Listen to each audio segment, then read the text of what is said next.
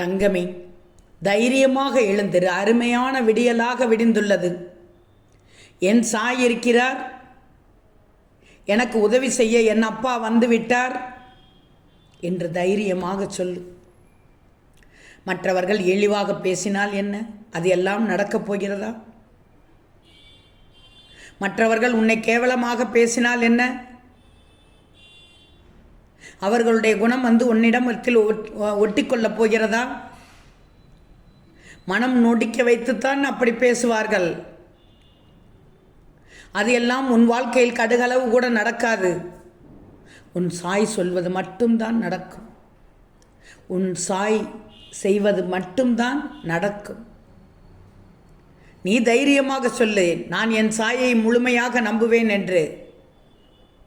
என் உழைப்பை நான் கொட்டிக்கொண்டிருக்கிறேன் என்று தைரியமாக சொல்லு. இந்த சாயின் மீது நம்பிக்கை கொண்டால் தானே உனக்கு வெற்றி கிடைக்கும். அதனால் தான் சொல்கிறேன், பயத்தை விட்டுவிடு. பயத்தை ஒழிக்கவில்லை என்றால், கண்ணீரை ஒழிக்கவில்லை என்றால் கஷ்டத்தை ஒழிக்க முடியும் என்பதை மறந்து விடாதே. கண்ணீரும் கவலையும் வேதனையும் உள்ளுக்குள் வைத்து கொண்டு இருந்தால் கஷ்டம் நிரந்தரமாகத்தான் இருக்கும் தங்கமே.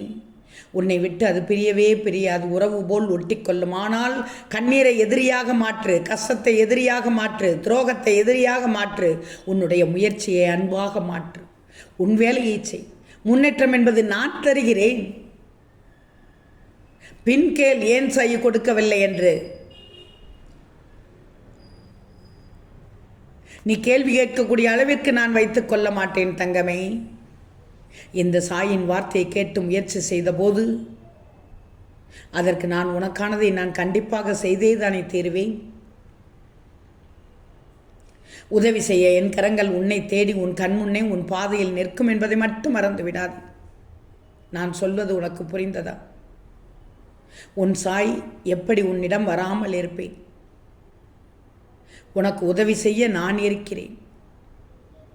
உனக்கு உபத்திரம் செய்ய பல பேர் இருக்கிறார்கள்.